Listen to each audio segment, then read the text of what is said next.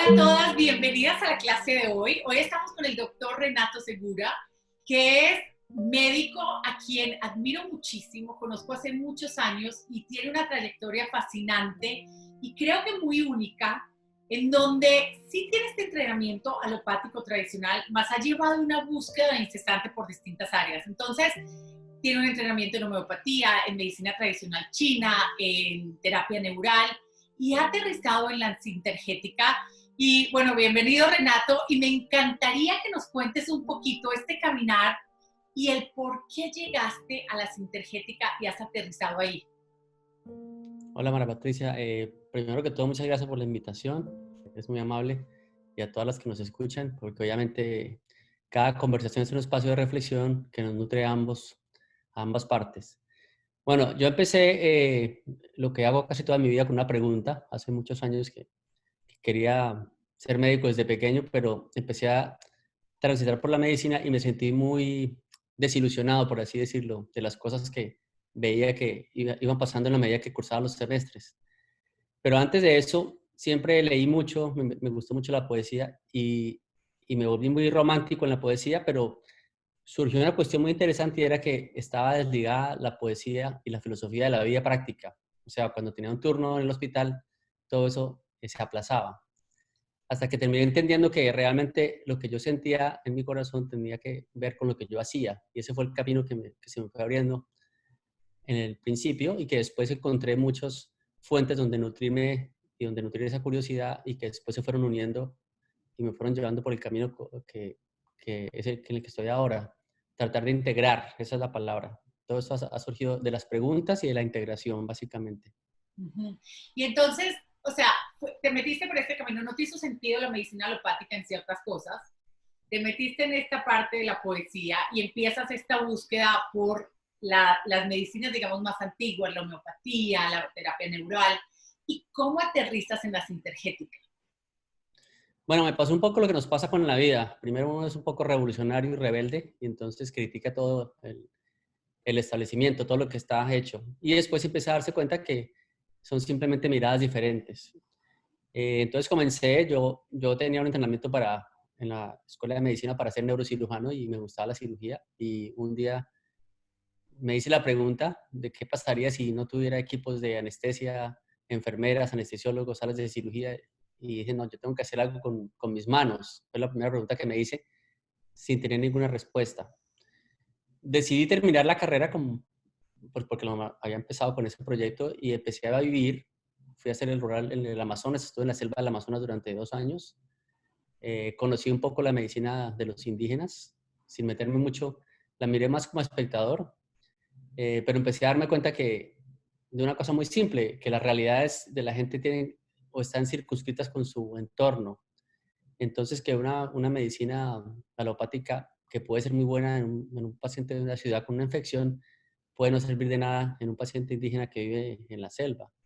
Y al revés, un cántico, un conjuro, una hierba para un paciente que vive en la selva, rodeado en esa cosmogonía de la selva, no le va a servir a un paciente que está en la ciudad. Eso fue lo que pasó primero. Después empecé a estudiar acupuntura, conocí a un coreano que enseñaba acupuntura de mano. Aprendí mucho de las técnicas de acupuntura. Estudié también homeopatía con un profesor que para mí era un sabio y un santo, que tiene una mirada muy amplia sobre la vida y sobre el cual todavía reflexiono. Después estudié terapia neural con el doctor Payán en Colombia, pero siempre había algo que me estaba llevando más allá y siempre había algo que era incompleto, me parecía que estaba incompleto, porque uno lo va entendiendo con el tiempo. A veces uno se sale de lo normal y empieza a aprender técnicas, y nos pasa a muchos médicos, aprendemos técnicas de acupuntura, técnicas de homeopatía, pero estamos siempre enfocados en la misma estructura sin darnos cuenta. Cuando llegó la sintergética con el doctor Carvajal, lo que entendí fue eso, que esto va mucho más allá de las técnicas, que el sentido de la medicina es un sentido mucho más amplio. Por ejemplo, entender que la salud y la enfermedad son conjuntas, están interconectadas, son complementarias. Y entonces empecé a darme cuenta que realmente la mirada diferente no radicaba en la técnica, sino en la comprensión del ser humano con su entorno, no solamente afuera, sino también adentro. Y eso tenía que ver con lo que una cosa que para mí es muy importante es qué es lo que yo entiendo como ser humano de la vida. Ahí está la clave de todo. Porque el problema de la salud y de las enfermedades y de la, digamos, el malestar, entre comillas, psicológico y físico depende de qué tanto entiendo yo como ser humano. Y ese qué tanto entiendo yo depende siempre de una cosa, es que yo me haga esa pregunta todos los días y que trate de contestármela. Esa es como la base de cómo esto empezó a funcionar así. Entonces te hago una pregunta. ¿A qué no le encontraba solución? ¿A qué tipo de caso no le encontraba solución? Que entonces en este camino sí le empezaste a encontrar solución. Si nos puedes dar un par de ejemplos. Sí, había dos cosas. Una, las cosas muy simples y la otra, las cosas muy complicadas. Las cosas complicadas son cuando uno rotaba en los hospitales que veía a los pacientes con cáncer terminal y con enfermedades rarísimas y los profesores te decían, a ese paciente no se le puede hacer nada más que esto. Y uno aceptaba esa realidad, que es una realidad, pues una realidad parcial. Y la simple era cosas como los dolores de cabeza, las alteraciones en la piel, los rash crónicos que no se mejoran con nada, los dolores articulares que tienen algunas personas que no se mejoran con ningún tratamiento convencional y que condenaban a los pacientes a vivir una vida limitada. Ahí empecé a encontrar, por ejemplo, en las técnicas de acupuntura que se podían hacer pequeñas cosas, a veces grandes cosas, con una aguja simplemente, o con la homeopatía, con un medicamento muy económico y muy fácil de tomar, se podían lograr cosas sorprendentes. Eso fue como lo primero que empecé a ver en ese camino. Ajá. O Y sea, por ejemplo, pues, pacientes que tienen cáncer y que tú los veías mejorarse de una manera dramática, o pacientes que tenían una migraña que no se quitaba con nada, y veías que en un mes con tratamiento de homeopatía se podían mejorar, cosas así.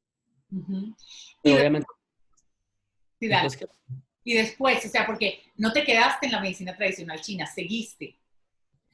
Sí, lo que pasa es que a veces la vida también te va colocando obstáculos. Cuando tú decides hacer un camino a tu medida, pues obviamente el mundo no te lo pone tan fácil. Entonces yo renuncié a hacer mi especialidad en neurocirugía y empecé a mirar qué había que hacer. Entonces me encontré con una cantidad de problemas. Por ejemplo, escribí en esa época acerca de los tratamientos alternativos y lo entendía como una alternativa. Y después me di cuenta que había lugares en los que esa alternativa no funcionaba.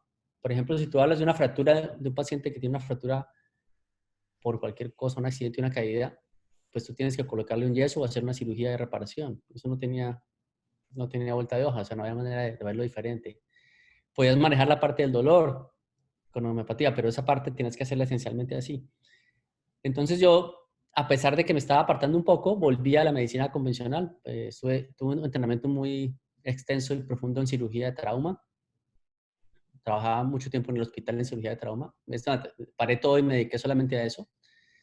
Eh, pero fue muy importante para mí porque fue meterme dentro del cuerpo, en las vísceras, en todo ese tipo de cosas, en todo lo que es agudo, lo que es urgente. Y cuando ya estuve más tranquilo dentro de ese mare magnum de cosas que suceden en las unidades de trauma, empecé otra vez a encontrar un espacio. Fue como es todo en el universo, contracción y expansión. Entonces, del hospital pasé otra vez a la consulta, abrí una consulta donde me acuerdo mucho que le dije a la persona que me rentó el consultorio, le dije a la secretaria, llámeme cuando venga un paciente, y veía un paciente por ahí cada semana. Y así fue poco a poco pasando.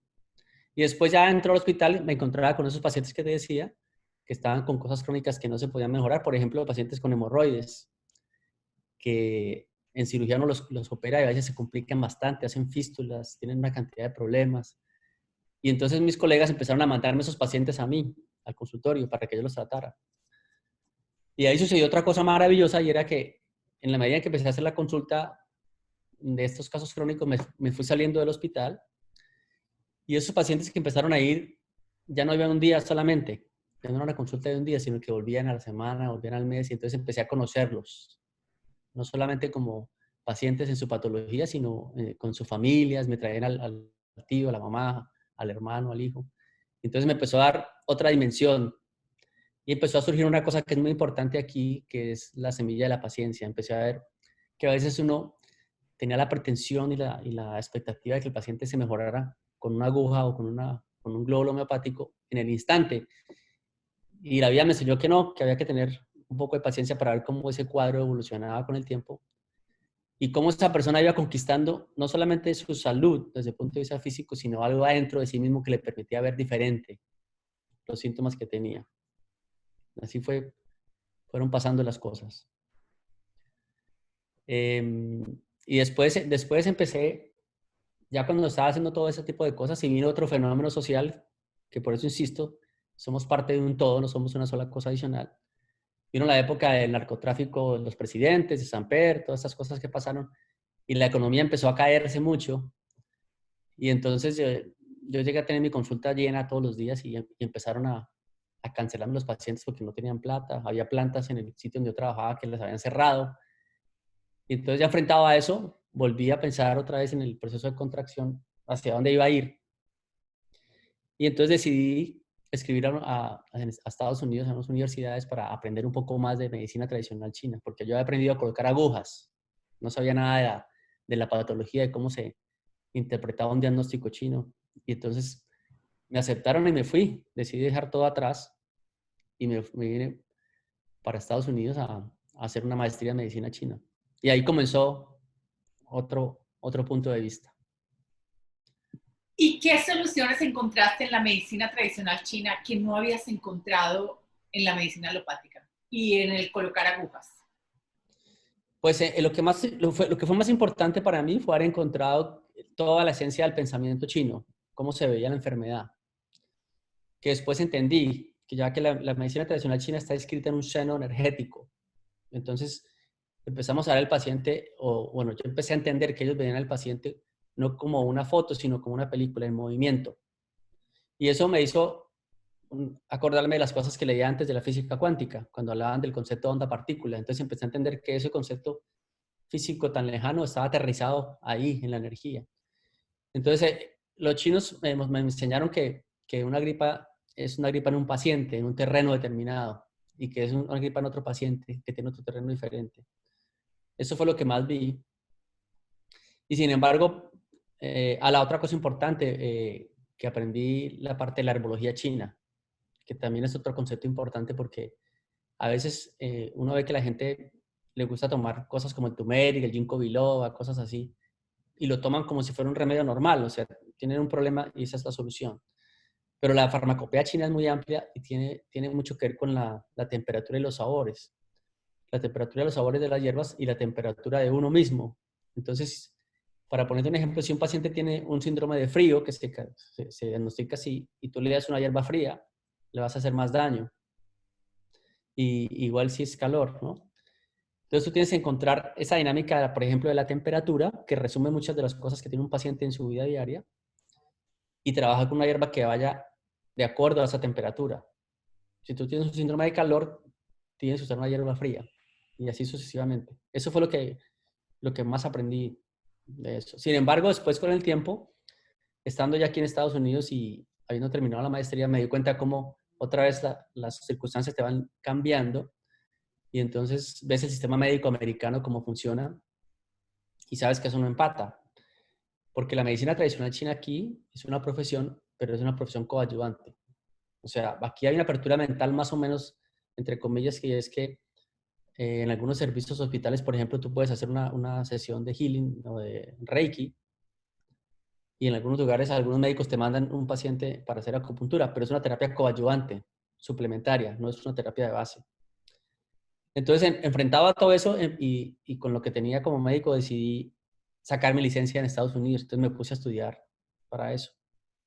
Trabajé mientras tanto haciendo ayudantía quirúrgica en cirugía plástica. Aprendí otra vez mucho más de la cirugía plástica, del ser humano en su cuerpo físico y esa pretensión emocional, por ejemplo, una paciente que se hace una cirugía plástica, todo lo que está detrás de eso.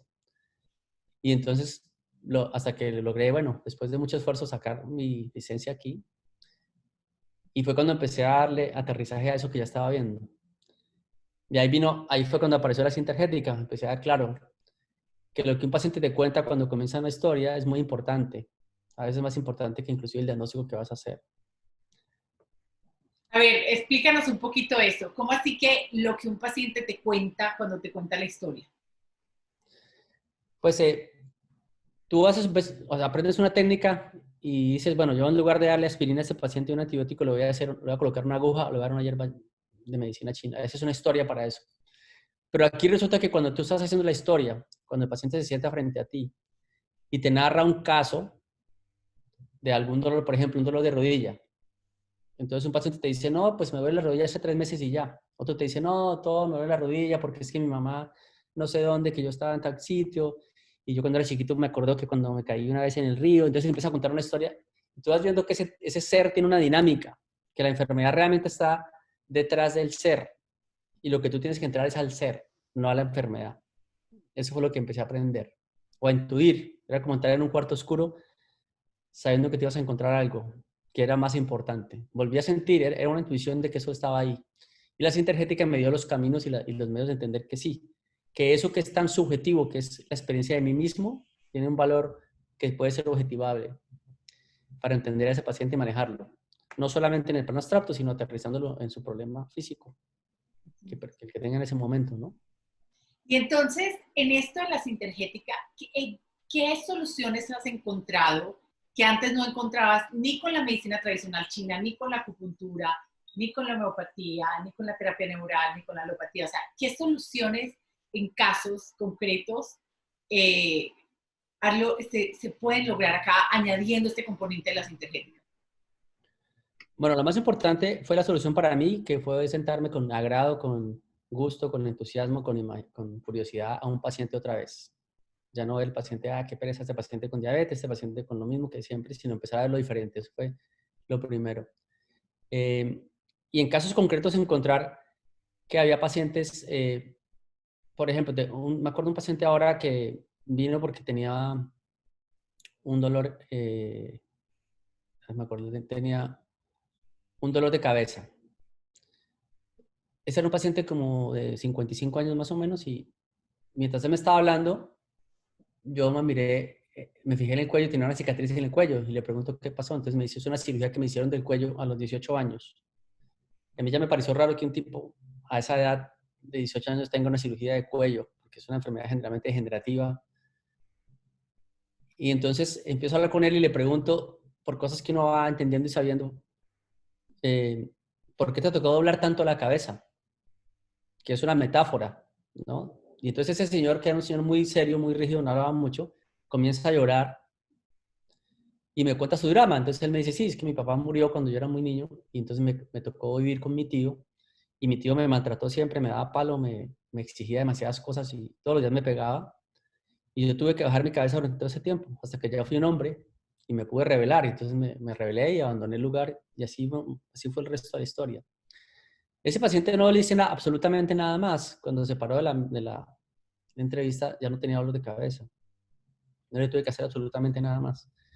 Y entonces entendí que ese poder reconocer en donde yo estoy y sin explicarle tanto al paciente, que él se dé cuenta que eso que le pasó en su vida tiene que ver mucho con su patología presente, fue lo que me hizo entusiasmar todavía más y que es lo que todavía me entusiasma todos los días, es ver esa historia detrás.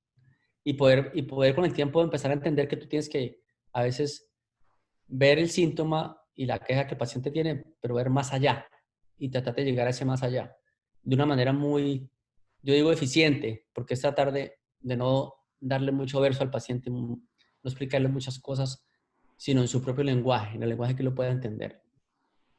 Claro, porque yo te digo una cosa, Renato, o sea, y muchos de nosotros, digamos, en el mundo en el que vivimos hoy, no tenemos un reconocimiento de esa historia. Y como médicos, creo que todavía menos, ¿verdad? Entonces, ¿cómo se lo explicas tú y cómo lo llevamos a la práctica los seres humanos? O sea, ¿cómo se lo explicarías a una persona que quiera mejorar alguna condición de salud? ¿Qué Bueno, puede hacer? lo más importante, y aquí uno se puede salir un poco de la parte médica, es que tú entres en conciencia del ser humano. Entonces, un ser humano entra en conciencia de sí mismo a través de dos cosas que son el tiempo y el espacio. Todas las historias clínicas, todos los relatos que vas a escuchar, ya sea de un paciente o de una persona cualquiera, siempre tiene que haber un momento en el tiempo en el que comienzan las cosas y un espacio en el que se desarrollan. Entonces, cuando la gente hace conciencia, por ejemplo, dice, no, yo tengo ese problema, ¿hace cuánto? Hace un mes. Y tú le muestras que en ese mes, sin saber qué cosas hubieran podido pasar o pasaron en ese mes, la gente lo empieza a integrar con su vida. Y casi todas las cosas tienen un punto de partida Y ese punto de partida siempre hay un punto atrás. Si tú miras la historia del tiempo, si tú colocas un punto cero en el tiempo, siempre va a haber un punto atrás. O sea que ese punto cero no existe. Pero cuando tú colocas en la historia de una persona un punto en su vida, de una cosa importante, vuelvo y te digo, más allá de lo médico, siempre hay un punto anterior en su vida que tiene una correlación con eso. Y ese punto importante que está aquí está rodeado de una situación que generalmente es de orden emocional, porque nosotros somos seres emocionales. Entonces, cuando esa persona hace conciencia y se reconoce, empieza a entender más cosas, empieza a entender más allá. Claro, no es que le deje preocupar su síntoma porque fue a consulta, pero empieza a darse cuenta que su ser tiene una realidad que va más allá de resolver un problema, tiene una realidad que tiene que ver con la comprensión. Y esa comprensión nace de la simple sensación de que alguien se está relacionando con él, que alguien le está parando bolas, lo está escuchando. No importa que no le solucione el problema, porque se siente visto. Entonces es una relación de yo con yo. Sí. Eso es muy importante lo que dices, porque a veces uno cree que uno trata al paciente y el paciente lo trata a uno, en realidad.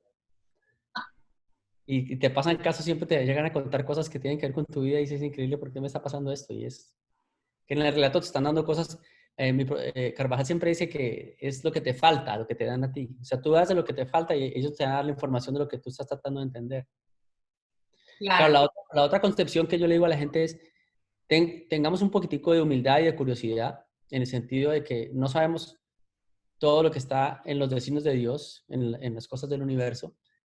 No tenemos toda la posibilidad de resolver las cosas en un instante, tengamos la humildad de tener la paciencia de poder entenderlo, tanto de paciente como uno.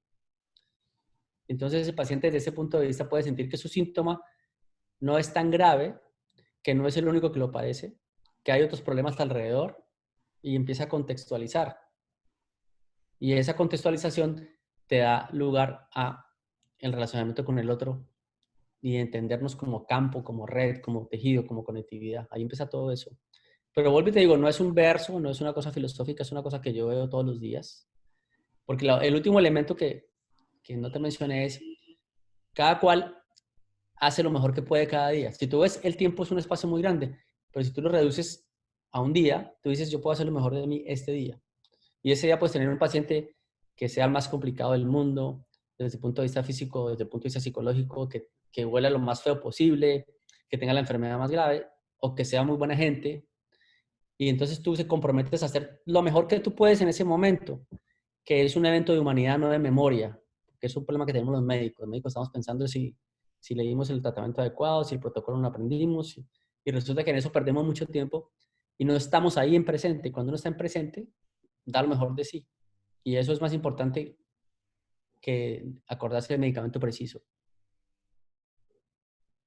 Hace mucho sentido, hace mucho sentido. Y te hago una pregunta. Entonces, es empezar a desarrollar esta relación de yo con yo, de tener una conciencia de mi síntoma y de lo otro que hay en el ambiente, ¿correcto?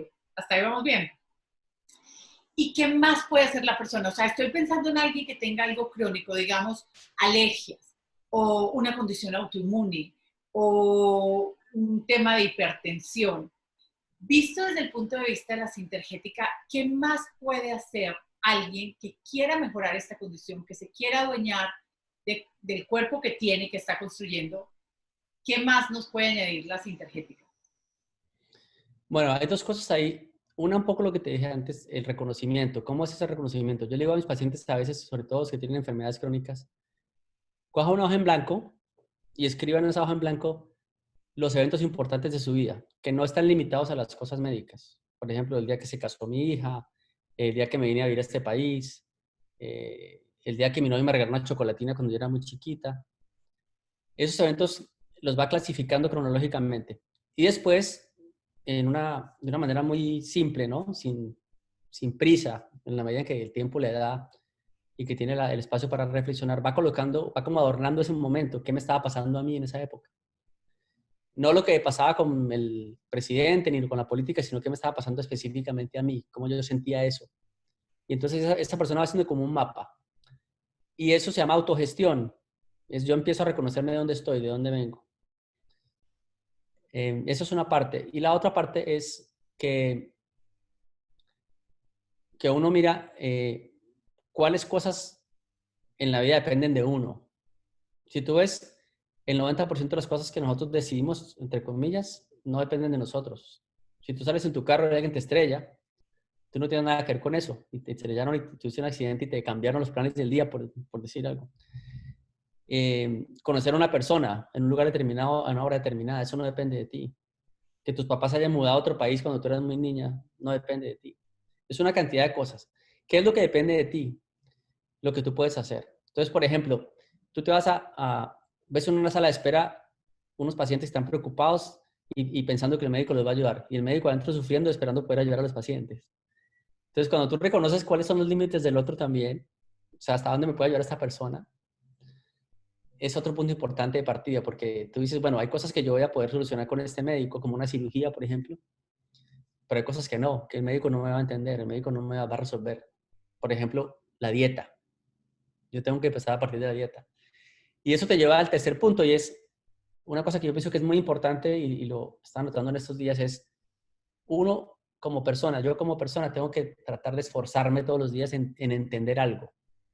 Entonces, sobre una enfermedad que no conozco, digamos, una enfermedad como la hipertensión, yo puedo acceder al internet y leer cosas. No importa que no entienda todo, pero ya el esfuerzo de empezar a entender, eso me va dando una pauta. O sea, empezar a, yo digo, a ahondar los conceptos. ¿Qué significa, por ejemplo, el estrés? Que todo el mundo lo utiliza. ¿Y qué significa eso? Y cada día o cada vez que me lo pregunte, tratar de ir un poquitico más allá, de que mi versión sea diferente, o que por lo menos sea más amplia. Eso es lo que yo le sugiero a la gente siempre. Continuo. Sí. O sea, me encantó. Entonces, para lograr mejorar una condición, tenemos esta parte de construir esta relación de yo conmigo mismo, tener una conciencia del ambiente y del tiempo y empezar a escribir tu historia en un papel blanco, de qué estaba pasando de los eventos importantes primero, qué estaba pasando en tu vida alrededor de esos eventos importantes. Y entonces, ¿y en qué momento viene la condición? Por ejemplo, estoy pensando en alguien que tenga alergias crónicas. Entonces, apunta sus eventos importantes en su vida, apunta qué estaba pasando y en qué momento entra acá ya la condición crónica. Es que ahí entras en una cosa que la sintergética habla mucho, que se llama el símbolo humano. Nosotros como seres humanos estamos envueltos en una cantidad de aprendizajes, y esos tienen que ver con los símbolos. Por ejemplo, cuando vamos a la iglesia y nos quitamos el sombrero, la cachucha, cuando nos persignamos, cuando decimos el Padre Nuestro con la mano derecha y todo lo demás, son una cantidad de símbolos que nos representan. Entonces, cuando tú empiezas a hablar de un síntoma, tú vas a ver que ese síntoma está inscrito en contextos, y que esos contextos a veces no son solamente emocionales, sino también energéticos. Entonces, por ejemplo, el cuerpo es un cuerpo eléctrico, es un cuerpo energético. De manera que, como cuerpo eléctrico que está en movimiento, ningún síntoma es local, ninguno. Y empiezas a entender que así sea que te duela la uña del dedo gordo del pie, tiene que ver con algo que te está pasando en el resto del cuerpo. Entonces, por ejemplo, específicamente lo que preguntas en las alergias, las alergias tienen que ver con la piel. Entonces, ahondando en los conceptos, primero que todo, la alergia no es una enfermedad. Los médicos la vemos como una enfermedad, pero no es una enfermedad. Dinámicamente no lo es, aunque haya tratamientos para eso, porque empezando que ninguno sirve a largo plazo. La piel tiene que ver con el contacto, entonces aquí empiezas a ver la simbología humana en términos metafóricos. La piel es un contacto, ya sea un contacto agradable que yo deseo o un contacto que yo rechazo. Y entonces tiene que ver con esa separación, esa unión. Y generalmente yo digo que no siempre se descubre, pero en el 100% de los casos, las alergias de la piel específicamente tienen que ver con esos eventos de separación o de unión.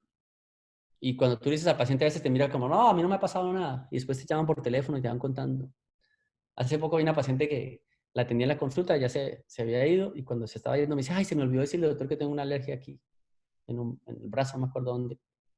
Y entonces yo me quedé mirándola, le hice esto, esa introducción más o menos muy cortico, y me dice, pues no se me ocurre nada. Pasaron como 5 horas y me llamó por teléfono. Entonces me contó que le habían quitado su carro, que lo quería mucho porque no había podido pagarlo, y se lo habían quitado el día en que le comenzaron los síntomas. Y eso me sorprendió mucho, pero a la semana me llamó, me dijo que habiendo pensado eso, dándose cuenta de eso, se le había quitado el brote. Yo no le mandé ninguna crema ni nada. Entonces, fíjate que vuelvo a ahondar en el concepto. Uno dice, la alergia le dura mucho tiempo, y resulta que no. que se le resolvió. Y viene otra parte importante que la vamos a mencionar después, es que ese orden emocional en el que las cosas me suceden es una repetición fractal, o sea, del mismo patrón de información a los inmunocomplejos, a la histamina, a la inmunoglobulina E. O sea, lo que se me desordena emocionalmente tiene el mismo orden a nivel bioquímico. Es simplemente un patrón de expresión diferente. O sea, que eso no es una cosa por allá, solamente traía los caballos ni por allá en la nebulosa. Se ve todos los días. Ahora, ese aterrizaje que va de lo emocional a lo físico pasa por la vida dinámica de la fisiología, que es la otra parte muy importante ahí, la parte fisiológica. Entonces, esta parte emocional afecta esta parte bioquímica, afecta esta parte microbiótica, afecta la parte bioenergética, o sea, digamos la mitocondria. Todo eso trabaja, digamos, en el mismo campo. Sí. Ahora que lo mencionaste, la clave de toda la enfermedad moderna y crónica es la mitocondria. Ahí está la clave de todo eso. Pero, digamos, en los programas de sintergética que trabajamos en diferentes niveles, ahora te hago una explicación muy sencilla, es todo eso se aterriza en la mitocondria. O sea, esto no se queda en el espacio del emocional. Lo que pasa es que sucede simultáneamente. A veces uno lo ve en la pretensión de explicarlo, lo ve secuencialmente, pero en realidad es simultáneo. O sea, a ti te da un infarto porque perdiste tu casa, que empezó en lo emocional, pero eso produce un evento, un vasoespasmo que produce una alteración en la oxigenación del corazón, etcétera. Todo sucede al mismo tiempo. Obviamente tú tienes que tratar el infarto, y ahí viene esto. Hay una pirámide que hablamos en sintergética que tiene 4 niveles. El nivel más básico es la materia, que es lo que nosotros conocemos, tocamos y sentimos. Y en medicina trabajamos. En medicina trabajamos con cirugías, con radioterapia, con fármacos que trabajan a nivel de la célula, porque estamos hablando de la materia. Es más, tratamos lo que vemos. Vemos un rayo, una alergia, tratamos esa alergia. ¿Sí? Luego sigue el nivel de la energía, que es lo que hace la medicina china. Entonces, la medicina china, por ejemplo, habla de meridianos que tienen nombre de órganos, pero que no están circunscritos a los órganos. El meridiano del riñón, por ejemplo, pasa por el riñón, pero empieza en la planta del pie y llega hasta el cuello. Después sigue el nivel de la información, que es el nivel que trabaja con una dimensión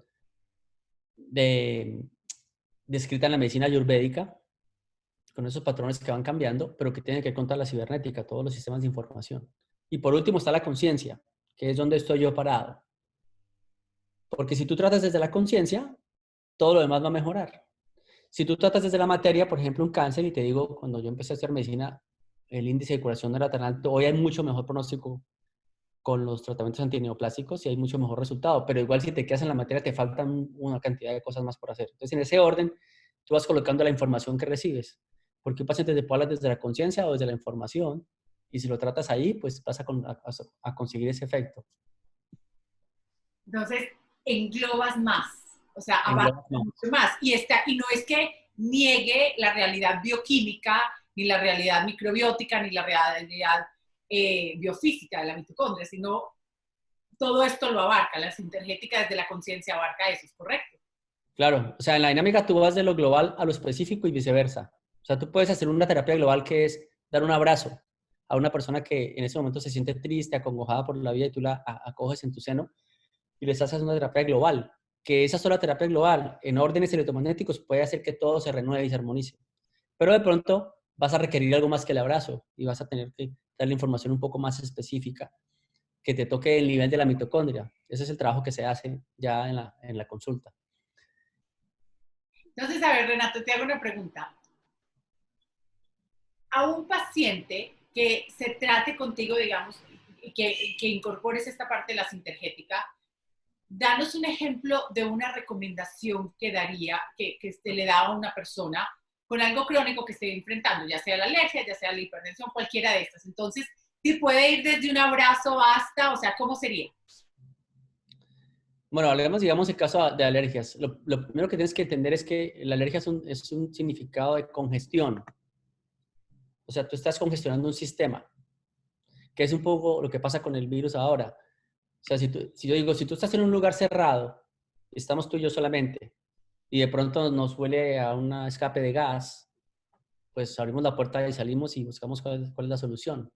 Pero si en lugar de que estemos tú y yo, hay 200 personas en ese espacio y se huele el gas, todo el mundo se paniquea, quiere salir corriendo y en esa búsqueda de escaparse puede lastimar a alguien, romper una puerta, romper una ventana, caerse por el balcón eso es la respuesta inflamatoria. Entonces, cuando tú en tu célula tienes mucha congestión, ¿por qué? Por todo lo que nos causa enfermedad, que ahora podemos expandir un poquitico más. Y a ese sistema que está congestionado le agregas una cosita más, pues claro, te va a dar alergia al pelo del gato, al pelo del perro, al aire, a cualquier cosa. Entonces, si tú tienes que, por ejemplo, esa congestión se genera, number one, en tu alimentación, pues empiezas a mirar cómo tú contribuyes desde tu autogestión a cambiar tu alimentación. Y en esa conciencia te queda más fácil tomar una decisión de dejar de comer algo que te gusta, que te satisface, que te produce placer. Y empezar a entenderlo como que el placer te va a causar un problema. Entonces puedes empezar a cambiar desde ahí. Y en el otro nivel que no tiene que ver con la nutrición, sino por ejemplo con la contaminación ambiental. Y en otro nivel que es muy importante, que es la contaminación electromagnética, porque estamos expuestos a eso permanentemente. Entonces, cuando tú empiezas a entender que, por ejemplo, identificando esas causas, puedes empezar a hacerla con cada una. En la nutrición, básicamente, lo más fácil que podemos hacer ahora es cambiar la alimentación, que eso es lo que está haciendo mucha gente ahora, y empezar, primero, a descongestionar, segundo, a optimizar, porque al cambiar mi alimentación, de estar en una fase congestiva a una fase no tan congestiva o digamos más clara, yo puedo empezar a pensar ya en mejorar mi energía. Entonces paso de descongestionar a optimización de la energía. Y por último a la desintoxicación. Y eso después a mantenerlo. Si hablamos desde el punto de vista ambiental, pues es en qué lugar yo vivo, a qué estoy expuesto. Y digamos la práctica de cosas como el deporte y la hidratación. Y en la contaminación electromagnética yo tengo una contaminación normal, que es la interrelación que tengo con los rayos solares. Eso tiene que ver con todo lo que se llama la radiación telúrica y la radiación ionizante, que son, eso que te digo, están metidos en números. O sea, eso no es una cosa simplemente puesta ahí. Tienen unos rangos, para decirlo mejor. Y la contaminación artificial, como el Wi-Fi, como el celular, que están en el rango electromagnético y que están en el rango de lo que se llama el espectro de luz visible, asociados a una cosa muy, muy importante, que es la contaminación emocional. O sea, la radiación emocional puede ser perjudicial. Puede ser tan perjudicial como la radiación ionizante. Entonces, cuando tú empiezas a darte cuenta, ahora, ¿cuál es el problema con las emociones? Porque las emociones son nuestra materia prima. O sea, tenemos el cuerpo físico, hablando en el nivel básico, pero lo que nos mueve son esas emociones que nos hacen sentir tristes, alegres, con entusiasmo o no. Y entonces cuando tú empiezas a entender la emoción como un movimiento, que es específicamente el movimiento del agua, que es el agua, por eso se habla del agua de las emociones, y eso te genera adaptabilidad o no, tú puedes acceder a la conciencia de adaptabilidad y en ese momento estás cambiando la manera de ver y de sentir las emociones. No estás renunciando a las emociones, estás entendiéndolas. Porque otra cosa importante es, si tú me dices a mí qué es lo más importante para cambiar, hay que romper una cosa primero y es el debería ser. Cuando yo me hago una propuesta de algo, me estoy colocando en un intervalo al que nunca alcanzo. Pero si yo me rompo, o sea, rompo el debería ser, estoy viviendo con lo que tengo. Entonces, desde el reconocimiento, puedo surgir a una conciencia nueva que me permite dar lo mejor de mí, que no quiere decir que tenga un resultado específico exacto mañana, pero sí que empiezo a ver que mi conciencia me permite empezar a modificar algunas cosas. Y eso es lo que pienso que es más importante. Desde las emociones, entenderlas cómo vienen. Ok, o sea que no solamente se mira la parte física, sino que también se mira esta parte de conciencia y emociones. Eso es como lo más importante. O sea, cuando tú me preguntabas, cuando un paciente viene a la consulta, yo trato de mirar en dónde está desde el punto de vista emocional. O sea, ahí, por ejemplo, es que estamos hablando de muchas cosas y se van mezclando, pero eso es lo que pasa todos los días. Las emociones también tienen, digamos, como una manera de interiorizarse, que también tiene que ver con una especie como de, yo digo, no es una jerarquía, porque no son niveles superiores o no, sino una holarquía, porque son niveles contributivos, cada cual hace su parte. Entonces, los chakras, de los que se habla en la medicina ayurvédica, tienen que ver con esa conciencia. Entonces, uno siempre dice, ¿dónde vive ese paciente? ¿Dónde tiene su conciencia? Entonces, por ejemplo, el primer chakra que tiene que ver con la supervivencia, con la parte de las adrenales, la respuesta de adaptación.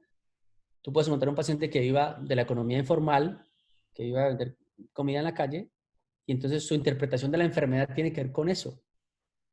Entonces el dolor de rodilla de ese paciente no es igual al dolor de rodilla del presidente de la Siemens, que está en el quinto centro en su capacidad creativa. No son iguales. Entonces tú tienes que reconocer eso porque si no le puedes echar este discurso al que está en el primer centro, igual que al que está en el quinto centro. Entonces pero ahí van metidas las emociones, porque la mayoría de veces nosotros somos muy reactivos. Entonces lo que somos realmente somos una cantidad de reacciones a emociones y cosas que nos pasan. Y tratamos de poder entender un poco esas emociones para definirnos. O sea, a qué soy capaz de acceder, a qué soy capaz de renunciar en esa dinámica. Ya. Y es por eso que el mismo remedio no le sirve a dos personas. Lo que viste Exacto. en la selva, que no le servía la misma hierba que le sirvió al indígena en el Amazonas, al ejecutivo de la ciudad. Sí, imagínate que hace un tiempo, unos tipos eso fue en Popayán, que empezó un movimiento de la medicina alternativa, estoy hablando del año por ahí 90 o 80. Estos médicos que querían decir, bueno, la gente está practicando cosas alternativas, unos con buena intención, otros con mala intención, vamos a dar la oportunidad de que demuestren que si eso es verdad o no. Entonces lo que hicieron fue que se trajeron un brujo que trabajaba, bueno, un brujo no, un chamán, que era de las comunidades, creo que se llaman, no me acuerdo el nombre, las que están en Popayán, no me acuerdo el nombre, ahorita se me escapa. Y entonces este era muy famoso en su pueblo, en su comunidad, porque era el médico curandero del pueblo. Y entonces se lo trajeron para el hospital, le hicieron un consultorio en el parqueadero del hospital y le mandaban todos los pacientes terminales con cáncer para que el tipo los curara. O sea, obviamente eso fue un fiasco, porque imagínate, porque el sistema de creencias de la gente que vive en la ciudad es muy diferente al del que vive en la selva. Pero se hizo con esa intención, porque te digo, gente con buena intención y gente con mala intención. Porque estaban además limitados al resultado. Cuando uno tiene esa humildad de ser humano, uno se da cuenta que tiene que renunciar al resultado, que es renunciar a la expectativa, porque es lo que uno no puede controlar. Además, porque cuando uno solamente vive el resultado, nunca termina. Siempre tiene sed de más. Y eso es lo que tú ves en un paciente todos los días, o sea, más allá de sus síntomas. La sintergética te permite abarcarlo en diferentes órdenes, ya con diferentes utensilios y herramientas. Y eso es una cosa, por ejemplo, tú puedes utilizar un láser ¿qué te permite el láser o un filtro? Te permite interactuar con ese orden de cosas de que la gente está hecha. ¿Qué quiere decir eso? O sea, tú tienes un cuerpo físico que tú reconoces, yo sé que tú eres María Patricia, pero también tienes una vibración, que puede ser que en la mañana esté muy alta y en la tarde esté muy bajita, por decir algo, depende de tu condición. Pero también tienes un pensamiento y también tienes una emoción. Y todo eso se puede sintetizar en un lenguaje que es el lenguaje de las vibraciones. Entonces, cuando tú puedes interactuar con esas vibraciones, ya sea con un filtro, con un láser, con tu mano o con tus pensamientos, vas a lograr un orden emergente, que es tu orden, mi orden y el orden que se generan los dos. Y eso es elevar la conciencia. Entonces, esa es la idea de la consulta siempre.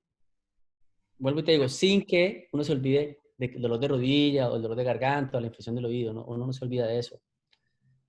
Pero sí lo entiende en el contexto. No hay o sea, yo digo, no hay cola sin perro, siempre hay algo que está detrás en un paciente, con el dolor de oreja, con el dolor de oído, con el que sea. Claro, lo cual lleva a un reconocimiento mucho mayor de la persona y de la parte causal, digamos, de la responsabilidad que cada quien tiene en su misma salud, en su mismo, digamos, calidad de vida. Y lleva a una elevación de la conciencia y del trabajo personal de cada quien. Sí. Eso en ningún otro campo médico creo que es tan reconocido como el que me estás diciendo acá.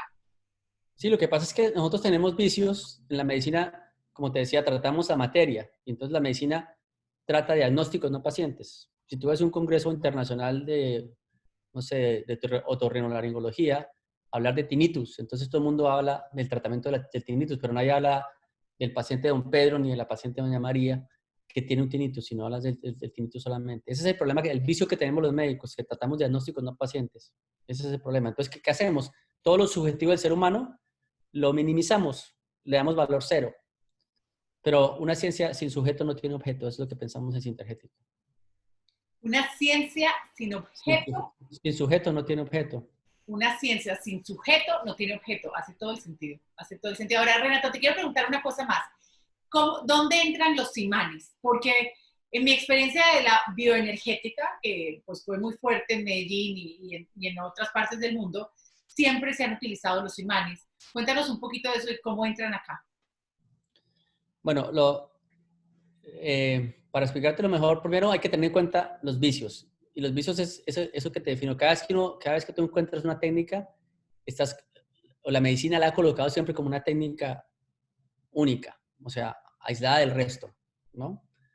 Aunque no lo digan, funciona así. Entonces tú, por ejemplo, ves estudios de magnetoterapia, muchísimos que hay, con resultados excelentes. Yo siempre que los veo miro el contexto. Por ejemplo, tú puedes encontrar artículos en una cosa que se llama Cochrane, que son revisiones de artículos. Se llama Cochrane, no sé si lo has visto, pero hacen revisión de diferentes temas. Que hay artículos donde mencionan estudios que se han hecho para manejar dolor de cabeza, dolor pélvico, neuralgias con imanes. Y dan un resultado. Y puede ser bueno o no, pero están en el mismo método, ¿sí? La otra cosa es cuáles son los conceptos. O sea, los imanes en realidad lo que te o lo que te ponen de presente es un concepto que se llama la polaridad. Quiere decir que todas las cosas dinámicas que son de lo que estamos hechos todo el tiempo, o el universo en general, tiene una polaridad, como el día y la noche, como el hombre y la mujer. Entonces, cada vez que tú trabajes en un imán, siempre tienes que estar pensando en de dónde yo voy hacia dónde yo voy. O cómo se está moviendo esto, desde dónde hasta dónde. Si tú ves eso en un paciente, todos los pacientes, tengan los síntomas que tengan, tienen un sistema autonómico, el sistema neurovegetativo, que está clasificado, se ha dividido entre el simpático y el parasimpático. Pues tú ya lo sabes, pero el simpático es el sistema de alerta y huida y el parasimpático el de relajación. Y eso tiene respuestas, por ejemplo, como que yo sude o no sude, como que tengan ganas de ir al baño o no. Si estás en una reunión, obviamente, aunque tengas ganas de ir al baño, lo vas a inhibir, activas más el simpático. Si estás relajado en tu casa, vas a activar el parasimpático. Entonces, la polaridad de los imanes también tiene que ver con eso. Si yo estoy más en una fase simpática y yo utilizo un imán, sabiendo, por ejemplo, un imán que siempre tiene, todos los imanes tienen siempre una cara positiva y una negativa. Por mucho que tú los cortes, así los cortes milimétricamente, siempre van a tener dos lugares. Entonces, cuando tú colocas un imán en una parte, vas a colocar un imán en otra, que es lo que te va a determinar el flujo. En un concepto muy importante que tiene que ver con la vida en sí y con todas estas cosas, por supuesto, que se llama la diferencia de potencial. Es, para que algo se mueva, tiene que haber más carga en un lado que en el otro. Entonces, si tú trabajas solamente el concepto de los imanes, lo que tienes que tener claro siempre es en qué polaridad estoy y hacia dónde yo quiero llevar a esa persona. Eso es lo más importante. Los imanes que utilizamos en sintergética son imanes de una potencia muy bajita, o sea, de 20 Gauss, 30 Gauss máximo. Puede ser un imán muy grande, pero tiene una potencia muy bajita. Porque no estamos mucho de acuerdo con, por ejemplo, con Nikken, que utiliza imanes más poderosos, o imanes durante mucho tiempo, como por ejemplo las camas magnéticas. No sé si has visto que tienen camas magnéticas. Entonces la teoría está muy bien expuesta, bien intencionada, pero produce mucho daño, porque si tú duermes 8 horas en una cama a una polaridad que no se está moviendo, estás generando una reacción bastante brusca en el cuerpo, porque el cuerpo se va a mover en la dirección contraria. Entonces el imán es una intensidad mínima en una correcta dirección. Ese es el imán. Entonces lo utilizamos, por ejemplo, para organizar, digamos, si tú ves una rodilla tiene una parte anterior y una parte posterior y laterales. Entonces tú puedes hacer una terapia siempre en una rodilla colocando un imán, norte por delante, sur por detrás, norte por la derecha, sur por la izquierda. Eso es una terapia de regeneración magnética, con imanes de baja potencia. ¿Qué estás haciendo ahí? Ordenando el campo. Si tú ordenas el campo, la materia sigue al campo.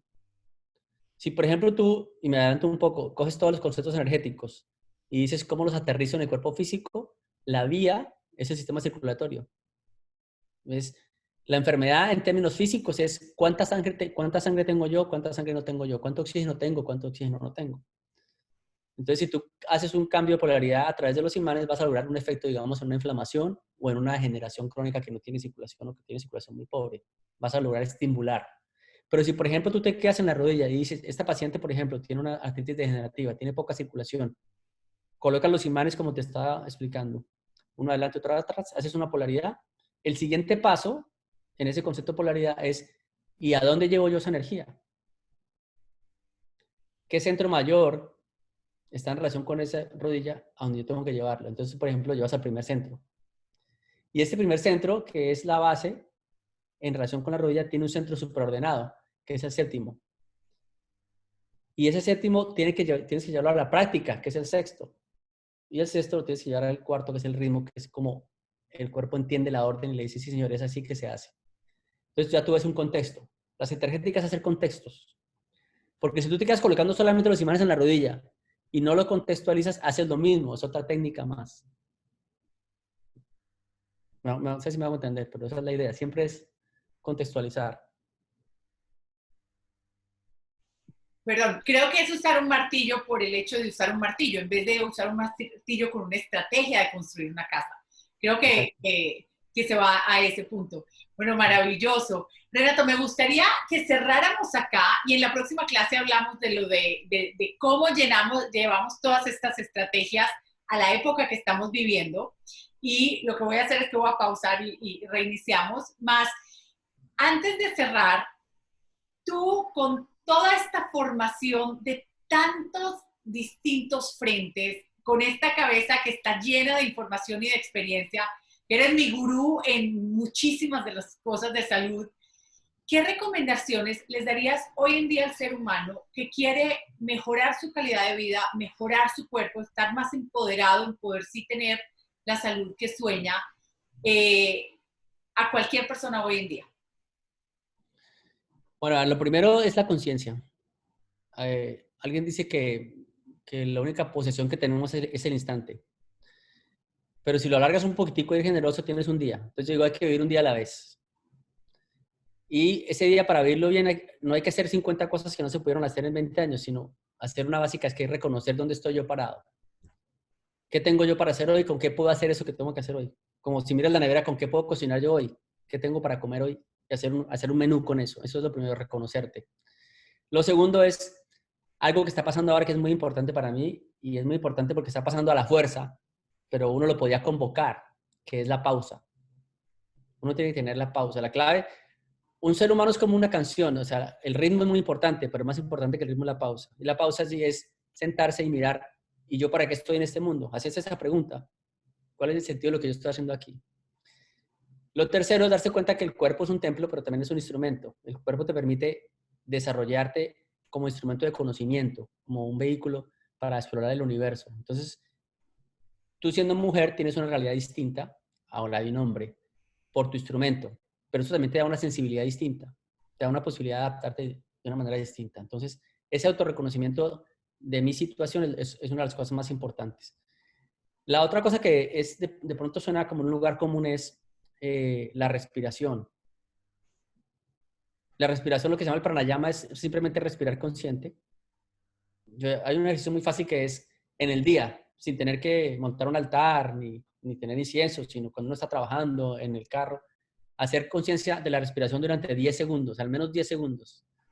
Porque ahí te vas a encontrar con algo que nos pasa a todos, que es tan difícil que uno esos 10 segundos los tenga dentro de uno, se le va el pensamiento para cualquier lado. Pero en la medida en que lo hace con más disciplina, empieza a concentrarse. Y cuando uno entra en esa conciencia de la respiración, genera un movimiento de armonización interior. Y esa armonización interior obviamente se refleja en una tendencia a armonizar lo exterior. La otra es que ahora con todas las facilidades que hay gente como tú dedicada a la alimentación, es uno revisar su alimentación y decir, bueno, hay cosas que yo definitivamente no puedo comer. O sea, hay suficiente evidencia en el mundo de que el azúcar refinada es un tóxico, de que los lácteos son bastante complicados para el metabolismo, las harinas refinadas también, y empezar a buscar ejemplos que lo compensan a uno. O sea, por ejemplo, yo decía, la Coca-Cola es muy rica, a todos nos gusta. A un paciente le dije una vez, mira, coge un litro de agua, échale 22 cucharadas de azúcar y tómate eso. Eso es tomarse una Coca-Cola, ¿sí? Es hacer uno de los ejemplos que le permitan a uno seducirse, como autoseducirse. Voy a dejar de comer arroz durante 2 semanas y yo voy a mirar si el cinturón me bajó una raya o no. Si yo veo que eso está produciendo efecto, claro que lo voy a hacer porque ya tengo motivación, ¿sí? La otra es con la contaminación ambiental, o sea, uno no puede ausentarse de la tecnología ni hurtarse a todo ese proceso, pero sí reducirlo. Por ejemplo, el Wi-Fi, en la noche apagarlo, porque todo eso genera mecanismos de congestión. Entonces tú apagas el Wi-Fi en la noche y tienes, aunque sea una pausa de descanso de la radiación a la que estás expuesto permanentemente. La otra es dejar de vivir con tanta urgencia. Hay cosas que hay que aprender a renunciar, hay que aprender a disfrutar. Hay un cuento que yo siempre digo que es un viejito montado encima de una montaña, sentado en su silla, oteando el horizonte y ve este alpinista o este corredor de montaña que viene sumamente rápido y entonces le dice él, ¿Y tú de dónde vienes? Diciendo, yo vengo de ganar una carrera y marcar un récord mundial. Y dice, ¿tú qué estás haciendo aquí? Dice, yo esperándote que llegaras. O sea, uno puede ser ese viejito sin ser el viejito en cada momento de su vida, cuando hace la pausa y empezar a ver, a ser un espectador de la vida y empezar a mirar cómo la vida cómo va aconteciendo la vida. Y ese es el mecanismo más contundente para mí de cambio, que es la observación. Uno tiene que observar sin juzgar y en esa observación cambia.